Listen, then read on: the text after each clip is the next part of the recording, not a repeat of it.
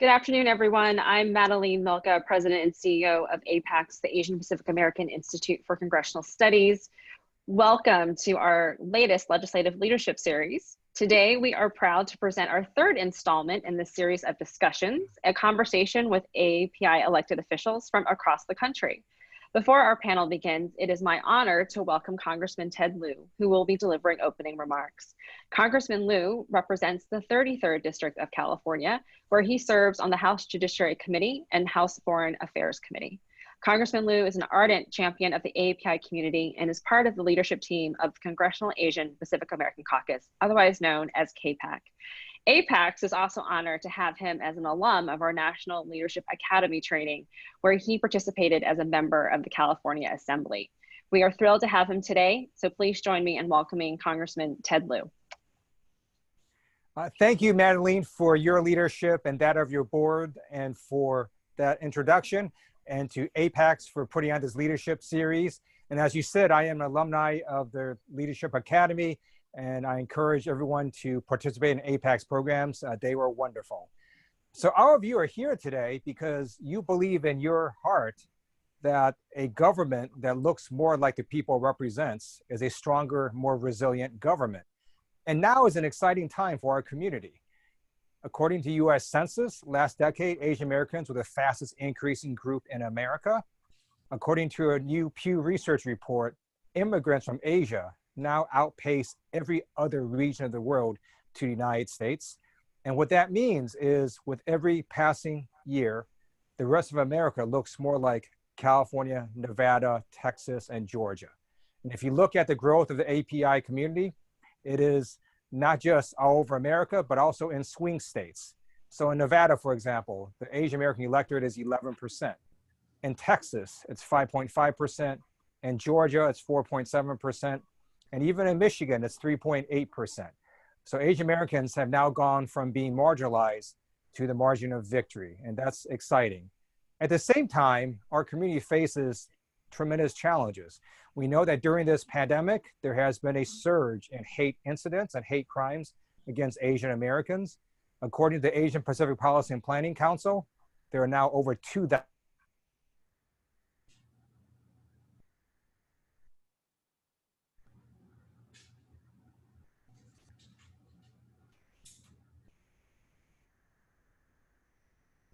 like Kung Flu. He's used these terms that are only going to add fuel to the fire and increase hatred against Asian Americans. So it's important to stand up and to speak out and to report such incidents and to make sure that people understand we are all Americans. And while there's been significant growth in the API community, in terms of positions in society that have Asian Americans, that still lags behind. Asian Americans are underrepresented as CEOs of Fortune 500 companies, on boards of corporations, as partners in law firms. And in government, Asian Americans continue to be underrepresented in the legislative, judicial, and political appointment sector. So if any of you are interested in a political appointment or judicial appointment, please let me or any other member of the Congressional Asian Pacific American Caucus know, and we will help you. And this is across administrations.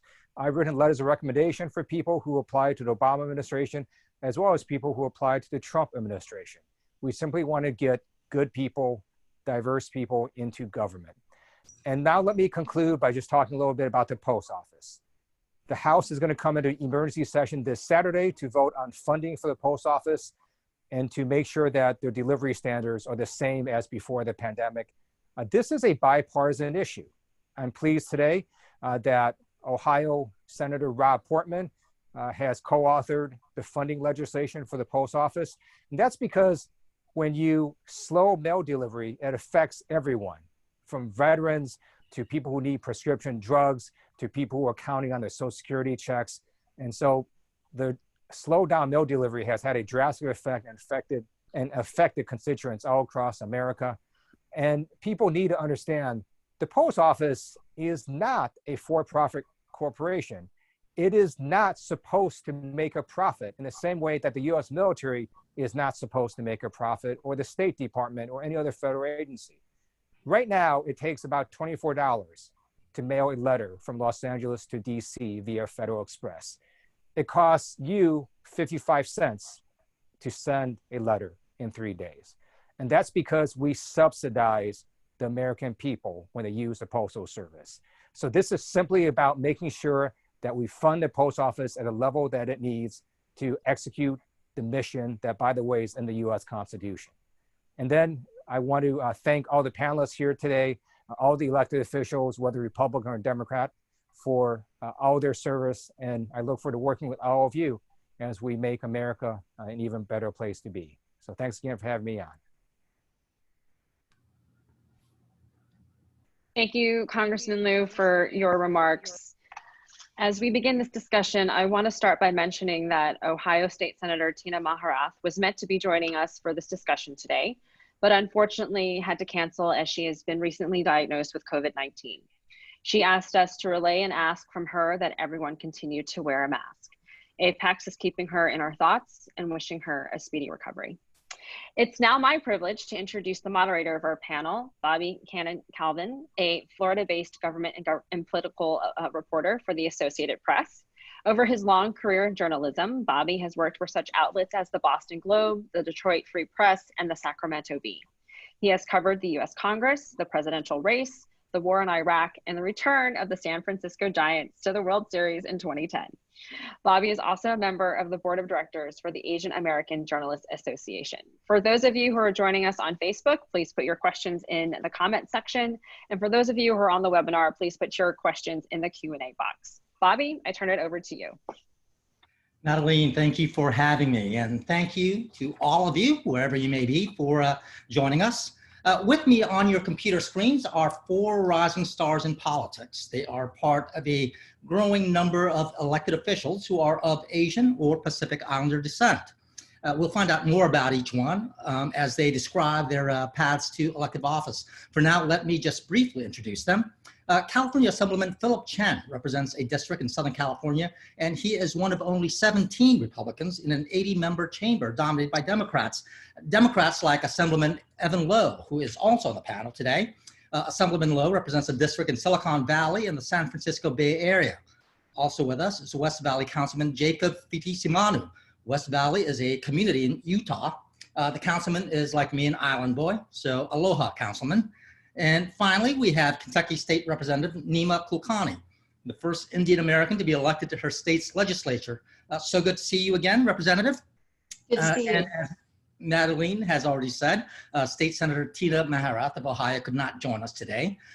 She is doing well, I'm told, and let's all hope that the virus is out of her system soon. Again, my name is Bobby Caina Calvan, and I'm a politics reporter for the Associated Press based in the battleground state of Florida. I plan to spend about an hour chatting with all 4 of our panelists. Then I'll turn the questions over to our audience. Those of you watching out there, please feel free to type in a question in the chat box or on Facebook. There isn't really much time. We've only got an hour, so let's get to it. As you all know, the Democratic National Convention is happening right now. And I want to begin our discussion with Representative Kulkarni, because another woman of Indian descent, U.S. Senator Kamala Harris of California, could become the next vice president. Some news outlets have exclusively identified Senator Harris as Black, while other outlets are more casual in referring to her Indian roots. When my news organization, the AAPI, asked her campaign about her ethnic identity, she identified as Black. So, Representative, what do you think about all the fuss over her ethnic identity? I think that we're in a very interesting time with regard to politics, where it may not be all that new. It just seems a lot more heightened, I think, to me anyway, where you have to really put forth signifiers about yourself in order to cut through a lot of noise in elections and to the electorate. And there might be a little bit of that going on, where you want to have clear labels about who this person is in terms of, are you Indian? Are you Black? Are you a woman? Are you LGBTQ? Are you, you have these boxes that you check. So it's easier for a person to say, okay, I agree with these boxes, but I don't agree with these boxes. I would say that, there is a lot of fuss. She is the first woman of South Asian descent to be nominated for the vice president position. And regardless of whether she identifies as Black, I find that individuals in the South Asian community, the Indian community, certainly are claiming her as as a milestone in our political journey here in America. So I think it's something where she can identify as she wishes. I think because you're in a public arena, you're a public figure. At some point, communities that want to claim you will claim whatever aspect it is of you that they personally find advantageous or agree with. So I think there is a bit of a fuss, but you know, it's up to her how she identifies. I know that she will be claimed by the Black community and the Asian community as well. But there were quite a few people, especially among Asian Americans, AAPIs, who thought that she should have stepped forward and, so that she could be claimed by our communities, you know, and she didn't quite do that. And I don't know whether it was her or whether it was a news media. I mean, what do you think? I think it's both. I mean, I don't think it's right to make people choose the identity that they want to put forth publicly. If she chooses to identify as a Black woman, and that's who she is, right? That's how she's running, and that's how she wakes up and lives her life every day. I don't think it would not, you know, garner any more respect for her, from me anyway, for her to suddenly start pandering to the South Asian community just because it might win Biden-Harris some more votes. So if she has not already been establishing those relationships in the Indian community, this is not the right time to start. I think her record and her identity need to stand on their own. Although, as you know, the Indian American community has predominantly been voting Democrat, at least in recent years. So I don't think she has to pander to any of them. Right. Probably already has their support. But Representative, you represent a legislative district that is overwhelmingly white in a city that really doesn't have a significant AAPI population. How is it that you, as an Indian American woman, came to represent your district, and why did you think you were the right one to represent, you know, your neighbors and your community in your state legislature? Yeah, I think that's an interesting question. When I ran in 2018, when I first filed for office, I was running against a 21-year incumbent who was a white man. He'd never been challenged in a primary, a Democratic primary. And I think one of the reasons that people were not that interested is I think it has a lot to do with the fact that in Kentucky, in places like Kentucky, where you have a few urban centers, but a lot of rural communities. In Kentucky, the first introduction that a lot of people have gotten that live in these smaller communities were physicians of Indian or Pakistani descent. And I am not discounting that at all, because it has really, I think, had a significant impact in how individuals view me versus another immigrant population, for instance. So there are fewer stereotypes, or good stereotypes, that people associate in Kentucky. I'm not saying that's right or wrong. I'm saying that's kind of the reality of it. It's this whole model minority, model immigrant concept. And I think that, because a lot of folks told me, oh, my doctor's Indian, you know, so there was already kind of this favorable predisposition to listen to me. But really, I found that people were not caring that much about the fact that they couldn't pronounce my last name, or they didn't quite know where to pin me in terms of my ethnicity. They were just really concerned and glad that I was just knocking on their door and asking, you know, what is it that you are concerned about? What is it that your family worries about? And that, to me, was significant, because I was not expecting that. I was having to kind of in my script, have a script where I was going to explain, you know, how my family moved to Louisville and that kind of thing, but it really wasn't necessary. And so I think that is a step forward, where you have a predominantly white community, or white and Black community, where they're not concerned about where you came from. It's just, what are you going to do for us? Well, let's shift westward and bring Councilman P.T. Simanu into the conversation. And let me ask you a variation of the question the representative just answered. Councilman, how did a guy like you end up in Utah, far from the islands, and how did you get elected into office? Thank you very much for that question.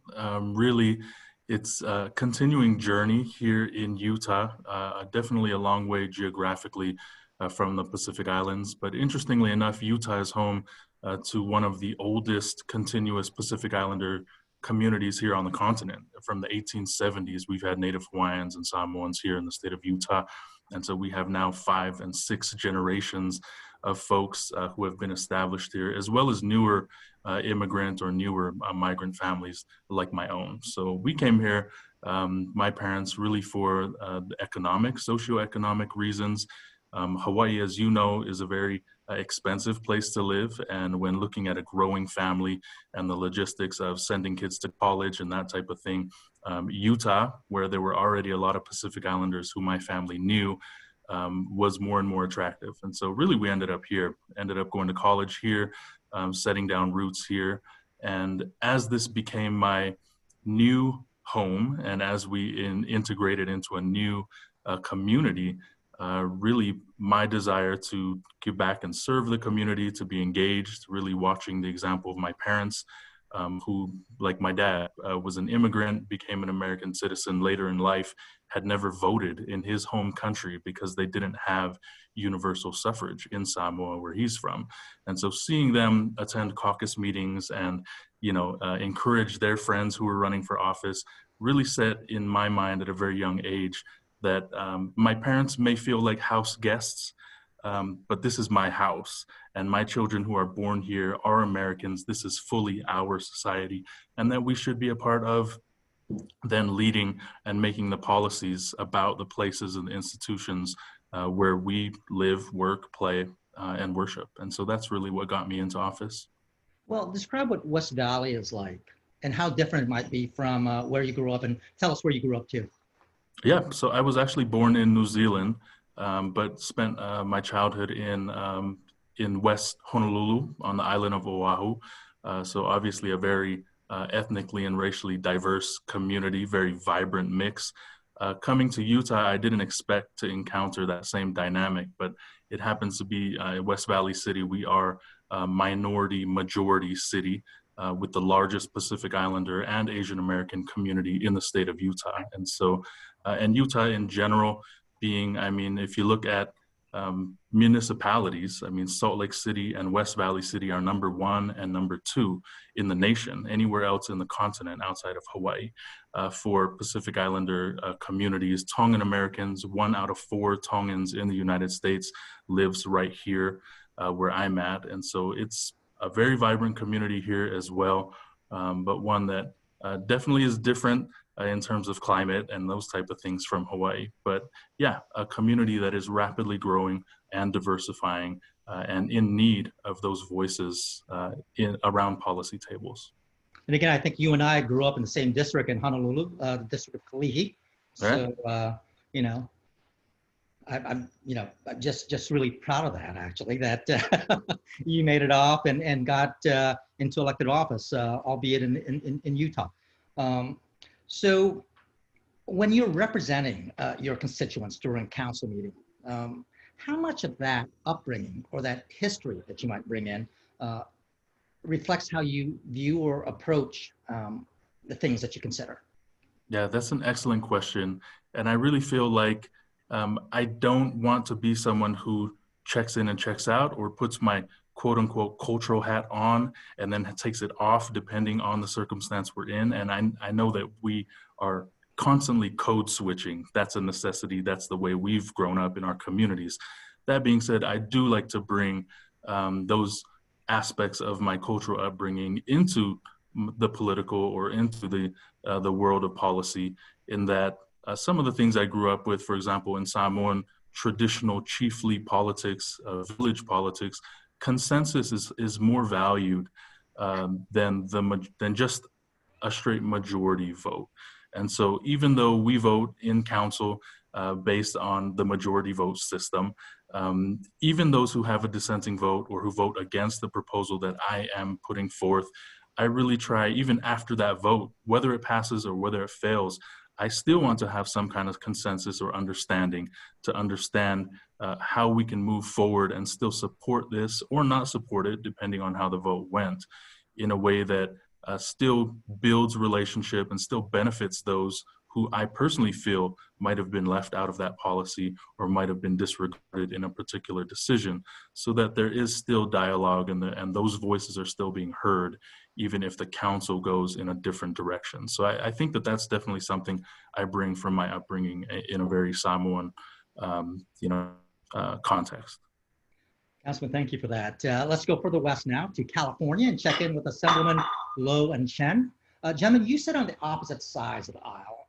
How well do you know each other, and are you friends? First of all, Bobby, let me just say thank you very much for your service within respect and representing the community and the work that you do. And to my fellow AAPI public servants, thank you for the continued work that you have. To answer the question, there was also a comment made in the chat box that this was a representation of just a liberal agenda. But I'll just say specifically that the wonderful dedicated staff of Apex has worked hard to ensure a balanced approach of partisanship, that this is about the AAPI community. And that's why you're seeing Republican Assembly Member Phil Chen, myself, to make sure that there's a balanced approach to this. So I just want to make sure that we got that as well in response to those who participated in the interaction on this panel. To answer the question, we have a deep friendship because we recognize that this is also about partnership over partisanship, and that we need to focus on the issues that individuals care about. Right now, we're dealing with issues of wildfires. That's not a partisan issue. The issue with respect to keeping individuals housed, that's not a partisan issue. With respect to ensuring that we have public safety, that's not a partisan issue. So these things are really important to recognize with respect to the partnership that is required. And I think that we represent and work for all of California. It's not just the Republicans or Democrats, but all people. And that's what I'm hopeful that we can help demonstrate, that we are so much more to that just of our partisan affiliation, but that we hope to deliver specifically for the people that we represent. So, Assemblyman Chen, is he a friend? He is a very dear friend. He's someone that I respect tremendously. He's also the chair of one of the committees I sit on, Business and Professions. He's someone I not only talk to on a professional level, get guidance from, but also someone I spend time with on a personal level. So in addition to us working in the state legislature, we also have the opportunity to spend time together. And I think that's where bonds really are formed in the state legislature, regardless of party affiliation, regardless of political ideology. It's an opportunity for us to work together on creating some good public policy. I've had the distinct pleasure of working for LA County Supervisor Mike Antonovich for about 9.5 years as his health deputy. And he was arguably the most conservative representative on the LA County Board of Supervisors. And there were 2 Republicans at the time and 3 Democrats. And Supervisor Antonovich always asked me, can you count to 3? As you know, to get anything done in the LA County Board of Supervisors, you need a vote of 3 or 4. Of course, in the state legislature, you need a bit more to get things passed on the assembly floor. So for me personally, it's not about partisanship, but rather about creating good public policy. And I'm very blessed to be serving the state legislature. And what makes it so fun and invigorating is good people like Assemblyman Evan Lowe across the other aisle, who makes the time in the state of California for me in Sacramento much more pleasurable and fun, and creating good public policy. So it's tremendous. We have a great relationship. So I'm kind of curious as to why Assemblyman Lowe is a Democrat and why Assemblyman Chen, you're a Republican. But let me ask Assemblyman Lowe first, how you got to where you are in your worldview, and how you became a Democrat. Well, Bobby, let me also just make clearly this point, which is to say that we will find opportunities to partner, but we are also representing our respective parties. And so I will support the Democratic candidates for the state legislatures. And similarly, because we have developed such a strong friendship, if you were a fly on the wall, you should hear the type of conversations. Because we have the relationship, we have some very choice words for each other, and we can have this back and forth in which I will call him and chew him out and say, why aren't you here? And he'll do the same to me. But at the end of the day, we have a deep level of respect of each other and of our districts and of our ideology. Similarly, I'll disagree with my mother on a number of issues, but I still come home to that dinner too.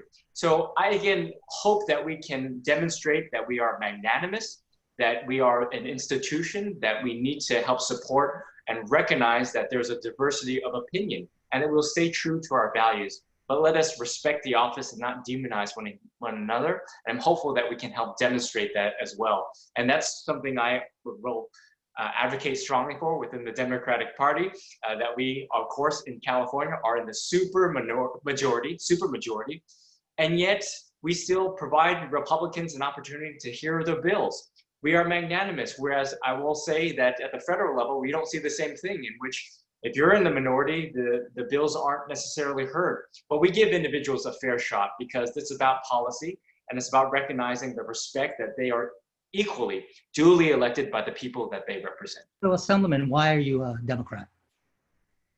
I'm a Democrat because this is clearly the party of the community that I come from, with respect to, as a millennial, recognizing the importance of recognizing science and climate change, as an openly LGBT resident of California, and encompassing the values of equity and equality for all, and that of the Asian Pacific Islander community, and recognizing the strength of the values that we all represent. It's just so clear, a clear contrast within the parties, that if you look at the party platforms, it's an inclusive party all across the spectrum, recognizing the values of all communities. And if you looked at the presidential election, you had someone from every single community, whether or not you're openly LGBT, multiple Asian Pacific Islanders. Whereas in the Republican Party, you see of the previous presidential election cycles, majority all dominated by white men. So I think there's a clear contrast and a home within the Democratic Party. So, Assemblyman, a variation of that question. I mean, what is it in your perhaps upbringing? I mean, I realize that AAPIs were not a monolithic community here, but on the surface, you know, you're both, I think, possibly of Chinese descent. I'm making a guess there. You know, so I'm kind of wondering where you might have diverged culturally into this ideological difference. Well, for me, I think it goes back to my ethnic background. My grandparents were born in China, and after the communists took over, they left China with more than a clothes on their back, but not much more. And from China, they landed in Taiwan. And when they came to Taiwan, they were extremely scared and fearful of the impending invasion of China. They always felt that there was a possibility that China could invade Taiwan and they would have to start all over again. So what they did was they sent their children to the United States. My aunt ended up in North Carolina, my uncle in Florida, and my father ended up in California with my mom. So in many ways, they were parachute children. And at that time, the Republican Party was known as the anti-communist party, and also the party that had public and private partnership, self-reliance in the area of the business sector. And my parents and my grandmother are small business owners. So it's truth to a certain extent is relative and it's regional. So I grew up in a family that was the anti-communist party that believed in individual rights, the opportunity to create relationships with not only the public sector, but also the private sector as small business owners. And sometimes that the issue of government that we face today is the government problem themselves, not just the issue of creating relationships with the private sector. So that's one of the reasons why I'm in the Republican Party. I also believe that there is opportunities for growth in the Republican Party, that there is a continual outreach of inclusion. I'm a strong supporter of the Log Cabin Republicans, which I know that someone Evan Lowe is also a strong supporter of. And again, for me, when you have a D or R next to your name, you're a bit along the lines of being a Laker fan or a Clipper fan. And for me, the biggest issue is what can we do to move the ball forward? There's party affiliation, and I think that's important. But ultimately, the party's choice is important to recognize that their main goal is to get their members elected, right? And I think for all the people on this panel, which I'm very honored to be part of, is their main goal is to push public policy forward in a positive light. So that has always been my goal. It's less about partisanship, but rather the opportunities to see common ground, to work with my good friends across the other aisle. Well, I'll come back to both of you again to ask how you got your start in politics and elected office, but I want to go back to Kentucky and ask Representative Carney, how does your heritage, much like I asked earlier, how much your heritage and your upbringing approach your role as a lawmaker, how you think about things, how you approach things? Sure. Well, it impacts how I approach things, and how I think about things on a daily basis. I was actually born in India, so I'm the first foreign-born immigrant to serve in the legislature as well. And my parents, moved us to Louisville, so we didn't kind of stop off in a bigger city. We didn't stop in California first or New York first. We went right to Louisville because my brother needed special education. He had special needs, and there's a DePaul school. The DePaul school in Louisville is where we needed him to go, and so that's why we moved to Louisville. I get asked that question all the time. What brought you here, of all places? And so we didn't come here for opportunity, for economic opportunity or anything like that. Left a pretty good life from what I understand or remember, because I was pretty young when we moved. But it was really so that my brother could get as much opportunity as he could. And so that, just the fact of that journey, I know why we're here. And I know that has informed just the fact that I want to give back to the community, because I've seen my parents do it, right? So they came here leaving a lot and had to start with nothing. So they started a corner grocery store in Germantown, back when there were actually a lot of older German immigrants and their descendants living there. So a lot of primarily white neighborhood, nobody could pronounce their names. And so went from that, started small businesses and built a life, right? Built a life essentially from scratch. And so I really understand that struggle, because I've seen it happen, and I've seen the rewards, and I've seen the dangers and the stresses and the anxiety. And so I really tend to bring all of that experience in terms of how much education was valued in my family, how much hard work I saw go into everything that we did, how much my parents wanted us to have, both my brother and myself, have every opportunity. So anytime I go into the House chamber, any legislation that I'm reviewing or sponsoring or supporting, I view in the lens of how is this going to impact the most vulnerable people in our community, in my community certainly, but Kentucky statewide. There's not a whole lot of immigrants in Kentucky. It's a red state where Democrats are in a super minority. So I feel Senator Chen, I feel his pain in terms of having to really try and work across the aisle, because we have to do that. I'm not as interested. I'm a very strong Democrat, but I am much less interested in rhetoric and much more interested in getting policy pushed forward. So I think all of that experience certainly impacts everything that I do as a legislator in Kentucky. Councilman Kirisimanu, let me return to you. Your position, is your post a nonpartisan one, or do you run as a Democrat or Republican? It is a nonpartisan, yeah. Nonpartisan. So being a nonpartisan office holder, does that free you up at all to perhaps represent your constituents maybe better, more broadly, or I mean, do you think there's a difference?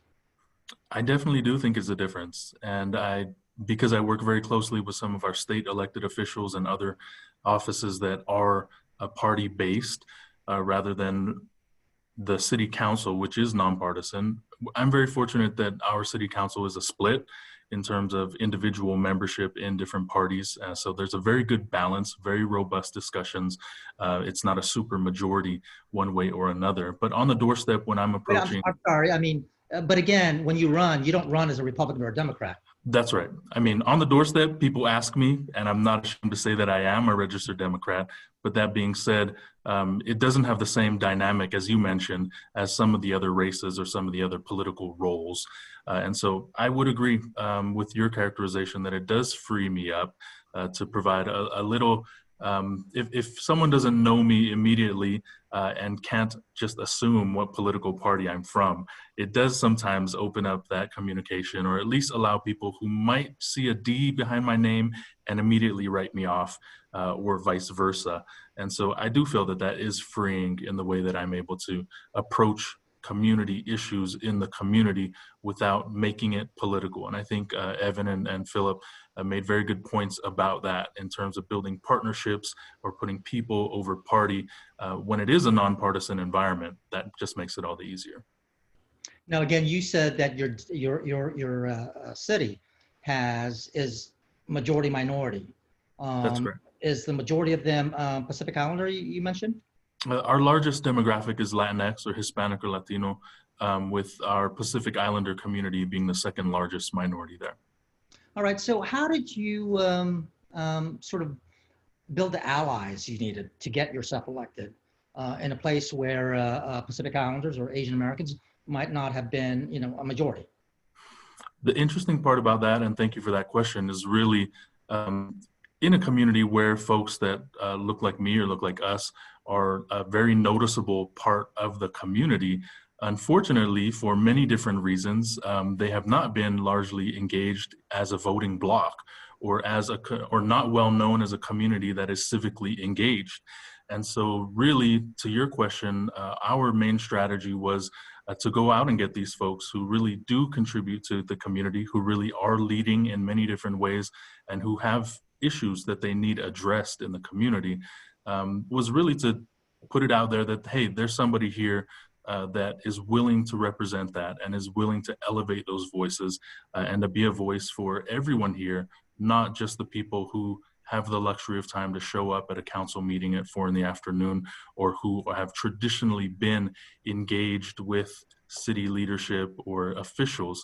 And so that was really a big push, really the core of the campaign was really to get out and get folks who comprise this community and show them that there is a new voice for them and there is a place for them in the city government. Now, as we all know, AAPIs account for about 6% of the country's population, and I'm not sure. Maybe Madeline knows, exactly how many Asian Americans and Pacific Islanders hold elected office across the country. Because we're such small numbers, sometimes we get forgotten, perhaps. But in battleground states like Florida, Nevada, and not so much a battleground state anymore, but Virginia. I mean, there are enough of us where, a sliver of a difference, we could actually make a difference. Assemblyman Chen, you're in California where there are lots of AAPIs, certainly more than other places in the country. But California is becoming much more democratic, and I'm not quite sure exactly what your demographic is in your district.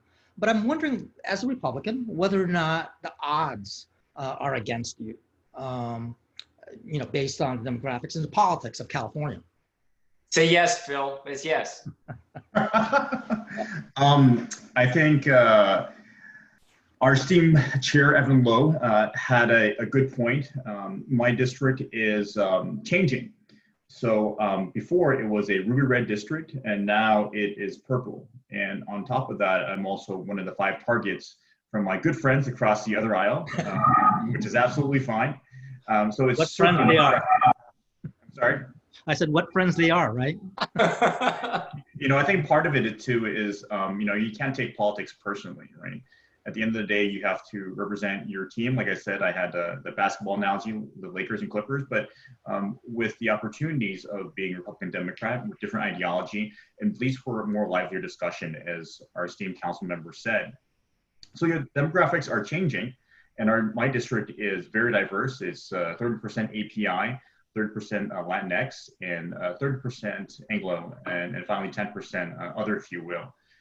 But I think for any API candidate, if you want to run for office, regardless of party affiliation, whether you're a Democrat, whether you're Republican, if you are API, you cannot just focus on your ethnic group to get elected. In the state of California, we, like you said before, we're very diverse, but the only district that has a large plurality of Asian Pacific Islanders is the 49th Assembly District. And that's my good friend, our good friend, Assemblyman Ed Chow, who does a great job in what he does. But even then, you just cannot focus on one demographic in order for you to get elected. So you have to build bridges and friendships and connections with other groups in your district. But I think whether or not you're Republican, Democrat, or Independent, or Libertarian, I think people don't care as much because they just want you to get the job done. During this pandemic, I've received thousands, as all we have in the state of California and your prospective districts, on issues with ED, unemployment. What are they going to do to get PPEs, face masks? And I think providing a service, not only in terms of policy, but also constituent services, is extremely critical in order for you to do your job well, but also to get elected or reelected. Assemblyman Lowe, I mean, you're from the Bay Area, lots of Asian American and Pacific Islanders there. But again, we're not necessarily the majority there. So how did you build the allies to get you elected? Yeah, well, even when running for office, I'm sure many of us experience the same thing, but we're seen as perpetual foreigners. I'm a fourth generation Californian speaking more Spanish than I do Chinese. And yet, for some reason, I'm continually asked where I was born and where I'm really from. These are the things that all of us have experienced at some point in fashion with respect to that of identity politics and that of the definition of what it's like to be an American citizen. And that's why we must stand strong and talk about the issues and the long history that Asian Pacific Islanders have had within American history. That's why we're very much pushing the focus on requirement of ethnic studies so we know about our own history, and that's what is equally important. But I had come from Silicon Valley and born and raised, and in my area, I'm carrying on the mantle from those including Norman Mineta and that of Mike Honda, and that's the area of the history of San Jose. And in fact, when we talk about the bipartisanship and that of answering the call to public service, former San Jose Mayor Norman Mineta served in the cabinet as transportation secretary under George W. Bush. So when we talk about that of answering the call of service, this is about focusing in on that of the important things that matter. And that's why Assemblymember Phillip Chen is one of the most successful Republican members in the California State Legislature. But make no mistake about it, we will, as Democrats, work hard to elect Democrats and support, frankly, Assemblymember Chen's Democratic opponent. And that's who I'm also supporting. So we will continually focus on that of the parties that we are from, but also let us recognize the important areas of partnership. And that's not easy to do. And that's why, again, Assemblymember Chen is successful in his capacity and tenure in the legislature. Now, I don't remember which politician it was, but there was I believe, a Republican woman. This was a Democratic woman, actually, a Democratic senator who said that she was not going to work against a woman running for as a Republican for Senate in Texas. And I'm wondering if any of you kind of answered that already, Assemblyman Lowe, but the rest of you, when you see other AAPIs rise up through the ranks of elected office, is there some pressure on you to sort of, lay down the, Democrat label or Republican label to sort of help others within our community to rise up and perhaps, a different ideology, but again, represent other parts of our communities that might have different ideologies? Is there pressure to do that? Well, I'll ask Representative Kulkarni first. So not yet. I hope to be in a position soon where that's happening. There's not a whole lot of us here rising through the ranks, but I am encouraging folks at this point, whether they're Democrat or Republican, to become as engaged as they feel comfortable. So there were a lot of different immigrant groups, including South Asians, who were not engaged, right? So what's happened in Kentucky is you've got, and the reason, for instance, in my district, I don't have a lot of South Asians because it's a very segregated city. You have a lot of rich people in the East End. You have sort of poorer people in the West and the South ends of Louisville. And so, what you've got is people that are doing okay in life and so aren't really needing to be that involved in anything civically. And a lot of, you had mentioned, Bobby, earlier that, there wouldn't be any issues with, let's say, the South Asian or AAPI community here, but a lot of them are Republicans. And I find that it has less to do with the values and ideology than it has to do with where you are socioeconomically. And so you start worrying about your tax bracket, and here's a party telling you about tax breaks that you can get, and it's a pretty clear line. But it's important, I think, for us to lift up everybody, at least in Kentucky, as little as or as small as our AAPI community is, I think it's important for me to just make sure there are more people engaged. So I'm less concerned with the ideology at this point than I am in just getting folks involved and engaged in the legislature or politics generally. Assemblyman Chen, I'm sure you'd love Assemblyman Lowe campaigning for you, but apparently that's not going to happen. But again, to that point of you know, being more aligned with the party versus, you know, giving a hand to, you know, more of us. I mean, what do you think? I think that the most important thing that we get AAPIs elected into any office, whether it's local office, state office, or federal office, regardless of party affiliation. Yes, when we're on the field, we're going to play hard against each other.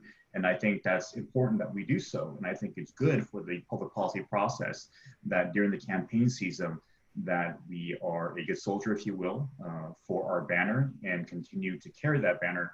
But I think the sign of a good statesman, the sign of a good elected official is when we can, quote unquote, put the weapons down and work on policy together, which is very tricky. In the state legislature in California, every 2 years, we run for our seat, and both prospective parties have a roadmap that says, well, this are the seats that we're going to protect, and these are the seats that we're going to try to overtake.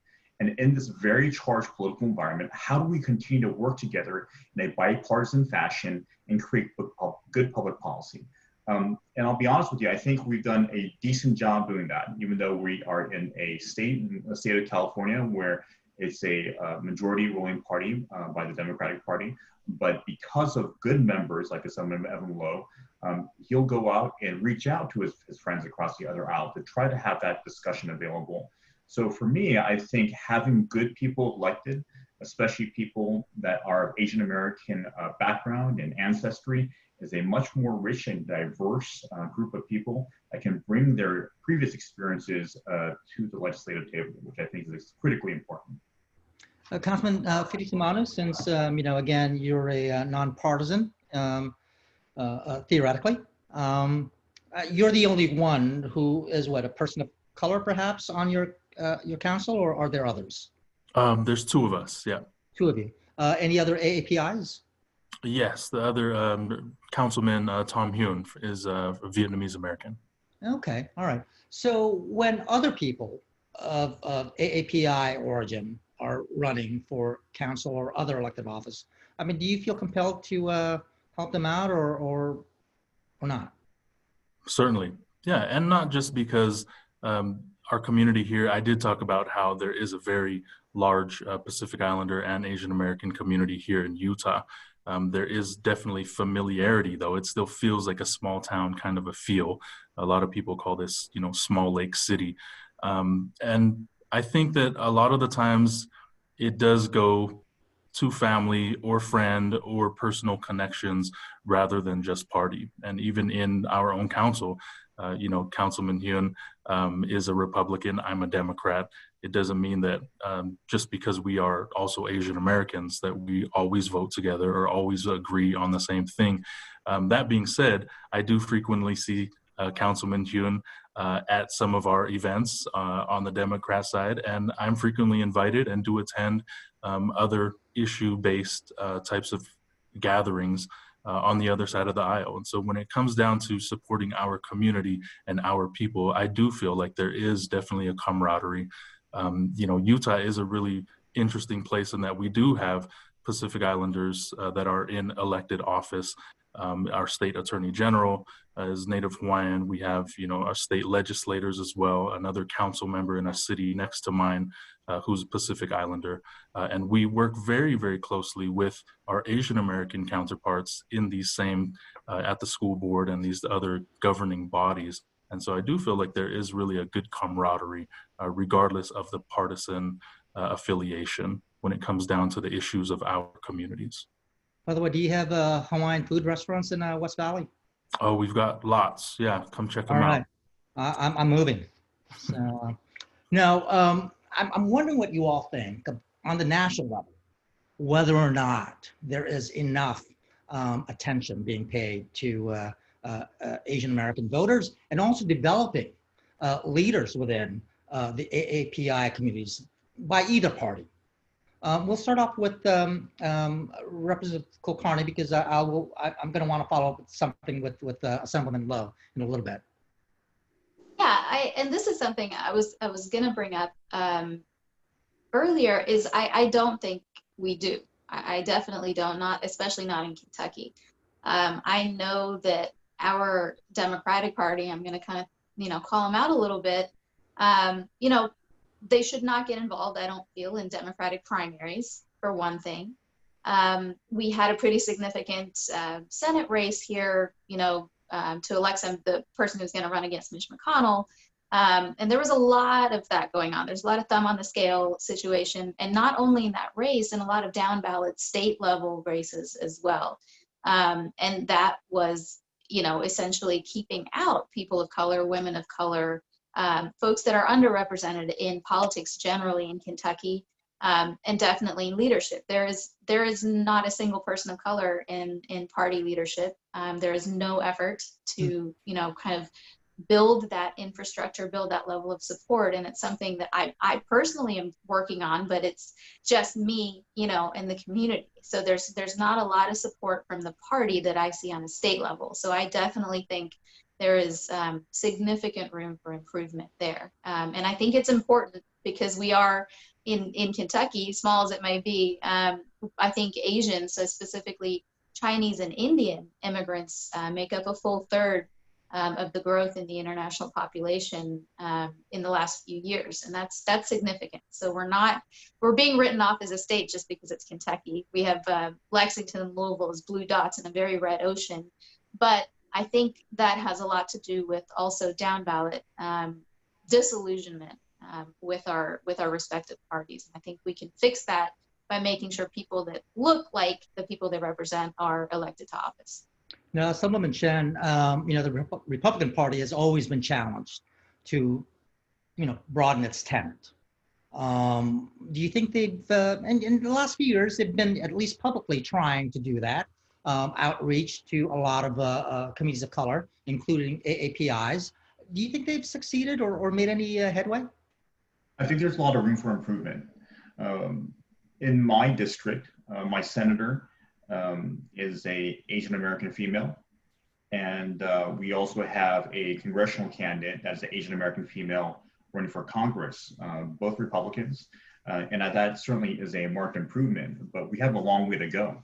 But in addition to making sure the Republican Party and elected officials, such as ourselves on this panel, continue to mentor and to lead and to educate members of API descent, to encourage them to run for office, I think it is also incumbent upon us as a culture to educate the next generation of leaders.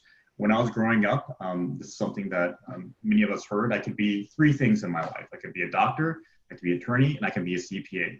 Outside of that, I just honor the family, kind of like Mulan style. So my parents were very lucky in which they encouraged me because I was passionate about it. I got involved in student government, and the only thing that I excelled at in high school was getting kicked out of high school. So I very much wanted to be a doctor, but I got involved in student government, and after I got involved in student government, it filled me up with joy and love, and that's what led me into politics. And I think it's something that us as a community, we need to recognize that if you don't get involved, and you don't have to be elected, you can volunteer for Assemblyman Lowe's office, right? You can volunteer for our amazing representative in Kentucky's campaign as well. There's so many ways to get involved, whether it's a commissioner or a volunteer, that gets an opportunity for our voice to be heard. And that's not only in politics, right? I take a look at the Latinx community, the African American community. There's a lot of things that we can learn from. The tragedy of George Floyd, and you saw all around the world, people protesting against the tragedy of George Floyd. Well, in COVID-19, us as the API community, we've also experienced tragedy where people were beaten, assaulted because of their ancestry, because of the assumption that COVID-19 has something to do with them as an individual, which is horrible. Yet there was no large outcry. I didn't see public protests in my district. So it's something I think we need to get involved in. not only in politics, but also in mainstream media. I think you look at people like Michael Jordan, an amazing athlete. He's not African American. He's just Michael Jordan. He's a superhero. Or amazing movies such as Black Panther, where the entire cast is African American. I hope one day too that maybe Seven Low with his charming good looks can be a movie star representing some Asian American superheroes. So I think on multiple fronts that as us as a community, for us to rise up, we all have to step up and be participants in our community. Yeah, I could have sworn I saw Phillip Low in Crazy Rich Asians.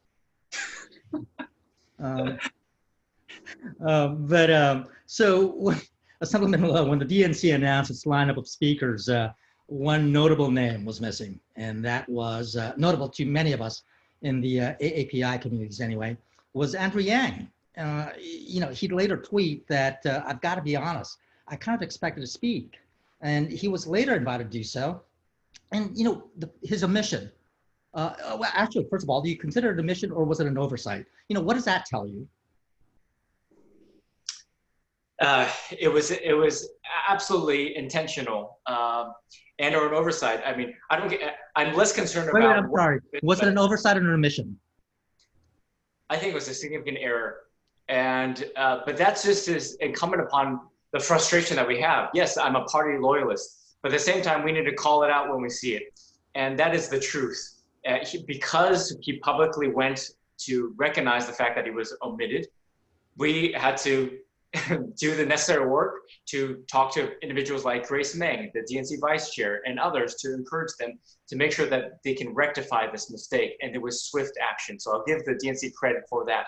But this is continuous. We're continuously lost out of the mix. Whether or not, for example, the current White House, during AAPI Heritage Month, there was an AAPI Heritage Month event in which it highlighted some keynote speakers. The keynote speakers, none of them were AAPI. This is clear. It's like, how is this possible that this would happen? Similarly, when Kamala Harris was announced, we saw some of the talking points from the DNC related to her historic nomination, but left out that she's also the first AAPI of note. So I think this is important for us. This is not about one party or another, but rather that's why we have to stick up for ourselves. But Bai, I just want to also make an acknowledgement though in California about Republicans and the AAPI community. In the California state legislature of 120 members, there are 0 Black Republican legislators. There are 0 Latino Republican legislators. There are 0 LGBT Republican legislators. But if you said how many AAPI Republican legislators are there in California, there are 5. Why? The Republican Party has taken a specific effort to reach out to the communities because they know that AAPIs are a battleground and are important constituency to go after. So I just want to make that observation because I don't think any party, frankly, has the stranglehold over the API community, and that we are not monolithic, that we are diverse. But of course, I will articulate why I think that the Democratic Party is the home for AAPIs. Okay. Well, I just want to go around the horn real quick since we're going to go to audience questions soon after this. But I just want to know, each one of you, who your political heroes are. And you don't have to explain right now, but I just want a name from each one of you for now. We'll start off with Assemblyman Chen. Just a name for now. Assemblyman Evan Lowe is my political hero. I'm still endorsing your opponent, Phil. You know what? And this is with a caveat, knowing that I don't expect him to say that I'm his political hero, but Assemblyman Evan Lowe is my political hero, and I'll give the reason why afterwards when it's appropriate. Okay, all right. Representative Kulkarni. I'm going to go with Obama. Okay. How about you, Councilman? Yeah, Prime Minister Mulino'u Fa'amuina was the gentleman that led Samoa out of the colonial age into independence, and a lot of great lessons I've learned from that individual. How about you, Assemblyman Lowe? Congressman Mike Honda, who I met when I was a high school student and followed his path and trying to now carry the mantle from all of the work that he did to lay the groundwork for the future. And we'll claim President Obama as an AAPI since he grew up in Hawaii. So you all named AAPIs, which surprised me, to be honest with you. I thought none of you would actually choose an AAPI, mainly because there has been very few AAPIs on the national stage. Senator Inouye, of course, being one of the few. And so that was my final question. And let's go with the to the audience here.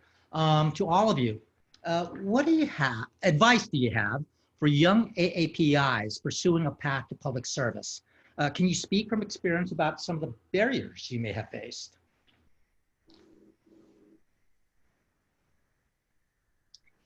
Maybe I'll give a first stab at that. I first ran for office when I was 21.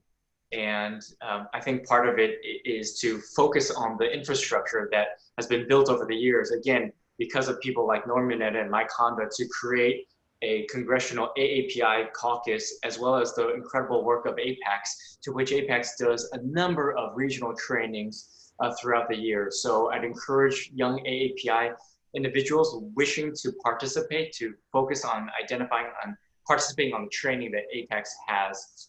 But finally, let me just also say, be true to yourself and have a level of integrity. I think so many of us, especially new candidates, are looking to say, where's the political wins, because we don't want to upset anyone.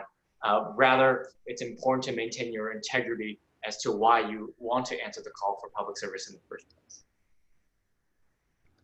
Anybody else? How about you, Assemblyman Chen? I think one of the issues I face is something that was mentioned earlier on is I'm a second generation Asian American, but you could be a sixth generation Asian American and you could have come here to build the railroads or to mine for gold. But there is that generalization based on the way we look of being a perpetual foreigner. If you're Italian or Irish or Jewish, after one generation, you're just American. And so Congressman Ted Lieu had this amazing article that he wrote, and I really appreciate him giving us the opening remarks that, as a full bird colonel in the U.S. Air Force, he went to an event wearing his uniform. And at the event, people asked him which country did he represent in the military? Was it China or Taiwan? And I think that's something that we have to face, and that's the reality that we face.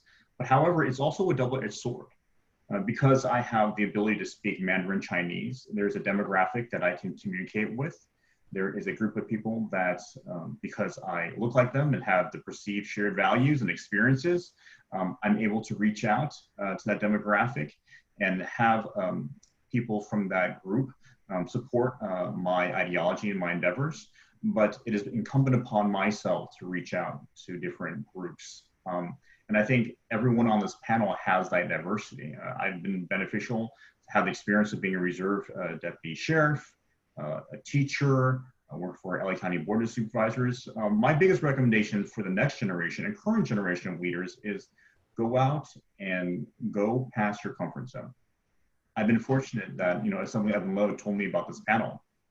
Otherwise, this esteemed panel would not have a Republican. And I think it's important to go and reach across the aisle to areas in which you don't usually have a chance to talk to. I don't need to go to the Republican Women for Radio. Everyone will love what I have to say, right? If I go to maybe the CTA or some other group, that should be my target audience. And I said maybe tongue in cheek that Assemblyman Evan Lowe is my hero, but in many ways he is, because I can learn a lot from him, right? Your hero is not necessarily all things and everything to what you believe and represent, but case in point, he had a bill. This was a conversion therapy bill. And his conversion therapy bill was something that he was emotionally attached to. He had all the votes on the Assembly and also the Senate, and the governor is going to sign it, but he delayed that by a year. And why did he delay that when he could have passed it? Because he chose and decided to talk to all the people that were against it. And some of these people were living in my district. There were pastors and people in the Judeo-Christian community, and he chose to meet with these people one-on-one, and they were not going to say things that he was going to enjoy and like, but yet he met with him. And to me, that is a sign of a statesman. So my take is go past your comfort zone. If you're a conservative, you watch Fox News. If you're a liberal, you watch the Young Turks or CNN. But it's important to view it from both sides. View it from both sides and go and get some experience. Councilman Fidisimanu, any advice for any young folks wanting to go to public service and some of the barriers that you might have faced doing the same? Yeah, I think one of the barriers I felt was, although I mentioned previously that I did have some peripheral exposure to politics or at least to the electoral system, is really getting to know how community government works, whatever level you're interested in getting involved in, more than just attending council meetings or a zoning meeting or a school board meeting, is stay after. And actually meet those people. And sometimes, honestly, depending on the conversation that evening, they may not want to stick around and hang out with the folks in the crowd, just depending on the tone. But if you are really interested in taking one of those seats, and I'm just saying taking in just a general word, and taking a seat at the table, it's always a good idea to get to know the dynamics of that table, and finding folks who may be currently at that table who are willing to mentor you or talk to you or take time out of their schedule to help you potentially run against them. That may be tricky. I will say that right up front. There were some people who definitely didn't want to give me a lot of pointers because they saw me as a potential threat in the future as a candidate. But I would say that was one thing that really helped me, was going to these meetings and not just making really cool pointed comments towards the people at that table, but sticking around afterwards and asking them, well, why did you vote that way? Or I would have hoped that you would have done this because of X and Z. Can you explain to me the background or the context? And once you start building some relationships with and find the right folks who are willing to build that relationship with you, that's priceless. And it sounds like Evan Lowe has been that person for many others as well, as Phillip Chen has mentioned today. But yeah, finding those folks, sticking around after meetings, not just being there for the Instagram posts to say you participated, but make some real connections with the folks there, I think is a great way to go.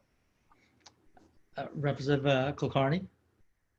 Yeah, I think the first thing that you have to do is, oops, sorry, I lost the screen there. You have to have a lot of personal conviction. You have to really know why you want to run for office. This is not something that is easy. It's not something that's fun necessarily. So I'm in the House and we have to run every 2 years as well. I think that's kind of the first thing that you have to have, and you're going to need it because a lot of times people are going to tell you not to run. I don't know how it is in other states, but in Kentucky, certainly you have these, a group of sort of old political families, and, you get kind of tapped on the shoulder. It's your turn to run for this, or, you're in line for this other seat. And this is kind of how the old school politics has worked here. And so I was told by everybody not to run certainly against an incumbent that had been so entrenched for that long.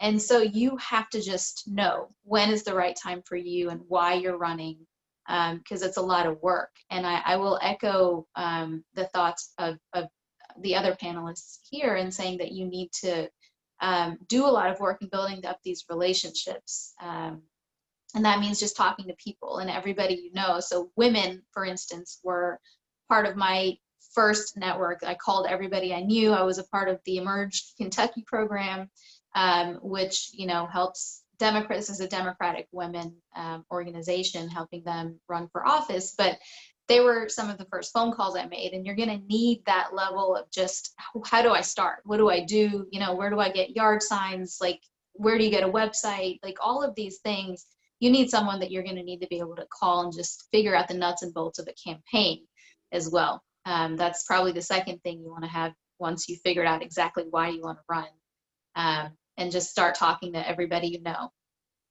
Yeah. All right. Well, I think that brings us. Well, actually, one more question, because, and I think somebody might have addressed this earlier, but there is someone who was watching who thought this was part of some kind of liberal agenda. This panel. Assemblyman Chen. did you think that this was a pretty liberal discussion about the AAPI experience? No, not at all. I thought the questions are poignant, insightful, and really it's about looking at ways in which we can provide more representation in whatever community that we live in. So, I mean, I'm very honored to be part of this panel. I think APACS has done some amazing work in making sure that our people in the community, regardless of party affiliation, and certainly you don't have to be Asian to appreciate what APACS is doing. So this panel is extremely informative, whether you're Asian or not, and I found it to be extremely objective as well. Well, a very specific question here for Councilman Lowe, and to be honest with you, I'll just read it because I don't know anything about AB 2712. But this question has to do with AB 2712 and wants to know, being that we're seeing the effects of the pandemic continue to be present in California, is there any effect on the expedition of AB 2712 to help help our working class affected by the pandemic?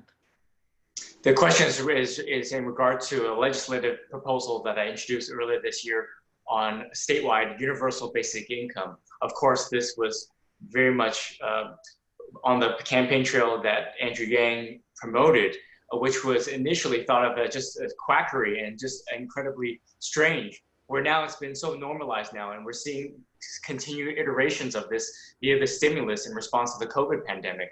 So we're seeing key elements of basic income all across the country and throughout other regions in our state and throughout localities. That bill has been since put on hold because of the COVID pandemic and because of, frankly, a $52 billion deficit in the state of California. So we had to taper down some of our ambitions, but we're hopeful to introduce that in the future legislative session with respect to universal basic income in California to address the significant disparities in current life as a respect to the COVID pandemic.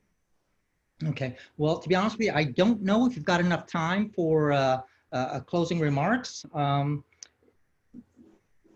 we, Madeline? Well, you can go ahead. No, you can go ahead. Okay, great. Well, panelists, why don't we go one by one and a minute each, please. If you can just provide any kind of closing remarks you might want to share with our audience today. And we'll start off with Assemblyman Chen. I just want to thank the opportunity for me to be here today. I really enjoyed it. I certainly encourage all those that are interested in getting involved in politics, whether elected or non-elected, to get involved in the community and to continue to pass it on. I think it's important that we spread information and to uplift one another regardless of political affiliation. So again, thank you so much for the opportunity. And we'll go with Representative Kulkarni. Yeah, I want to thank APACS. I think panels like this help us not only discuss issues that are impacting AAPI folks, but also gives us an opportunity to engage with each other. I thought the panelists today were incredibly informed, inspiring, and engaging, and I learned a lot just being on this panel. So I think it's really important that we are able to communicate with each other about these types of issues as well. And I'm honored to be a part of this panel here today. I want to also augment my earlier political hero comment with an AAPI woman, Congresswoman Pramila Jayapal. I'm going to go ahead and say she's a recent AAPI political hero of mine. All right, Councilman Pidisamanu. Thank you so much, Apex, and to my fellow panelists today. Very enlightening conversation. As a closing note, I think I would just say that as challenging as this work can be, and as stressful and sometimes you know, there is pressure definitely involved. I think just remembering who we're serving rather than just the what, the policies and all the good stuff we work on, but remembering the who and the communities and the families and individuals who we're trying to serve is really a great way to stay grounded. And I hope that I can do a good job of that as well. And as a closing note, I would leave it at that. All right. Well, thank you so much, Councilman. Assemblyman Lowe. Again, thank you to my fellow public servants for the work that you do. let's stay connected so that we know that we exist and that we have similar type of challenges and shared experiences as well. Thank you very much, Bobby, for helping to moderate and continuing to accurately report on representing the continued voice of the Asian Pacific Islanders. And to APEX, because we are not able to see in person the Asian prom anymore, I know that we have multiple opportunities to support APEX and their efforts to engage in the pipeline development and the leadership training that we are so desperately in need of in our nation. So to all of us, let's reaffirm our efforts to our community and to our country. Thanks again. All right, well, thank you all. And I just wanted to give it a plug for the Asian American Journalists Association.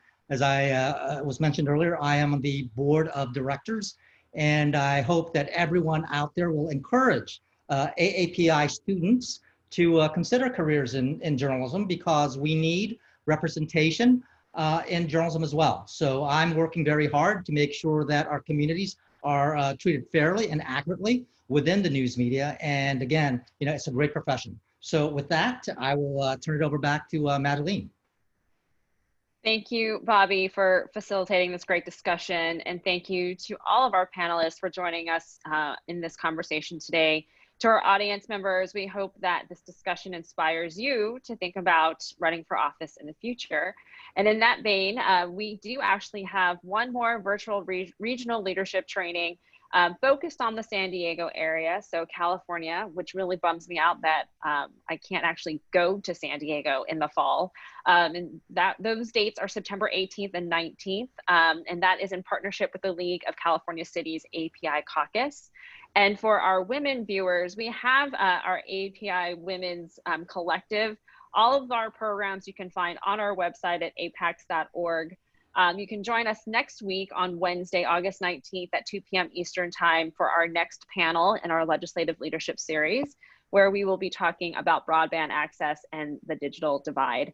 So I hope everyone enjoys the rest of their afternoon. And one more plug for us, Celebration is October 1st to be viewed online. This is in lieu of our Asian prom. And so you can find out all the information on our website at apax.org. We are honoring George Takei and API Vote. So enjoy the rest of your day, and we look forward to seeing you the next time. Thank you.